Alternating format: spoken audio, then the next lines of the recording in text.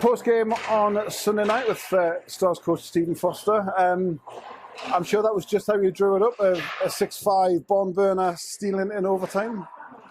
Yeah, we just sort of make it exciting for everybody, give everybody money's worth, and take the 2 points in the end. Yeah, I mean, getting into the kind of they dragged you into that run and gun kind of style, and you couldn't know. Well, neither side really could able to get a handle on the game. No, I didn't think we started.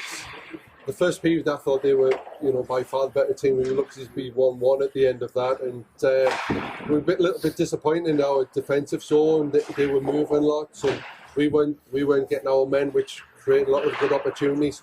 Tommy kept us in touching distance, really, because they had some really good opportunities there. Yeah, and then that mad middle period, Mikey puts you ahead. They come back and then trading goals, 3 goals in less than 30 seconds, I think. And I say I think both coaches probably tearing their hair out at that point because it was kind of freewheeling both ways. Absolutely, it's not the kind of game you want to try and play, particularly against teams like Solihull, who have good attacking power. That's something you don't really want to do.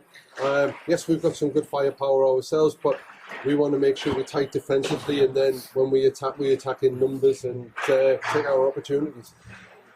Flicking to the positive side of things, obviously they edged ahead again, but we've said it before.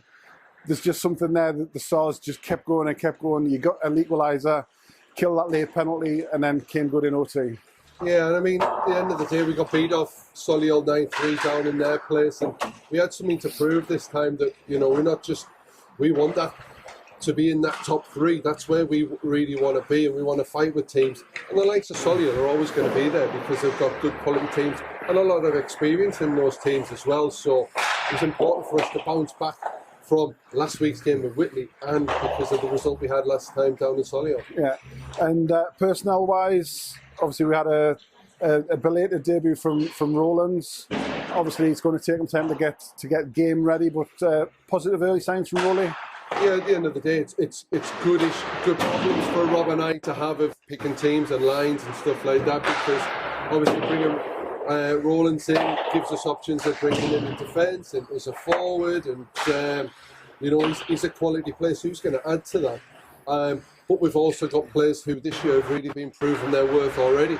So it's working with the ones who've been doing it and keeping their development going, whilst also doing the best for the team and getting wins on the board. And particularly in that second and third period, well, the game was going to and fro. You were still rolling your lines. You didn't cut the bench. Everybody was still getting their ice time, and everybody played a full part. Yeah, absolutely. Particularly the first 2 periods, everybody was getting on. Second period, we rolled them even more, and some of the times we were rolling the lines really quick because we want the boys to stay fresh. Which it's very easy when you're playing 4 lines of forwards, particularly, is that players get stale if they stay out too long. It's hard for them to get in the game, which is why we kept them short. But we managed to do that, and then we cut it down slightly in the third period there, and then we swapped them again towards the end of that period, just to make sure we got what we wanted out that game. And Rob and I had a few discussions of where we might want to try and take it. Should it be going right? Should it be going wrong? And obviously that worked quite well for us.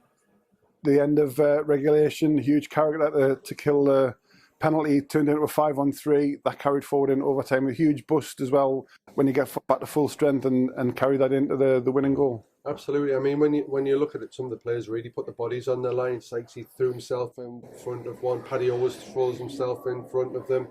Rowlands did that too. And that grit and determination, that desire to make sure that they're not going to score, And I'm not just those 3. All the boys, they just really want to do well for each other and for the team, which obviously shows in these games. And then we've said it before numerous times this season, the noise when the winning goal went in. It wasn't a full house as it was last week, but the noise was still equally as loud as last week. It was fantastic. Absolutely. When you talk about the average age of that line that we had out on that 3-on-3 was probably 17 years old. 17, 18, something like that, of the average age of all 3 of them. It shows that, those boys are doing well, and the fans appreciate that. They know that they're going out there, and they know the lads have just grafted for a full 65 minutes. to kind of get that win and shows that character. And like I say, the fan support is brilliant here, and that does help the boys a lot. You know, when times are tough sometimes, they just step up to the plate and rally the troops, and it works well for us. Yeah, and 6-2 record at home as well, and that shows the kind of support both ways. The team support the fans support the team, and they're getting the rewards. Absolutely. I mean, we've done well there, and you know, we can't thank the fans enough for that. But hopefully the boys are putting a good enough performance on to reward them for that support as well. We've got a tough run now. We're on the road for the next 3 or 4 weeks with quite a few on the road. We want to do the same there, start picking up some good points on the road and see where we end up.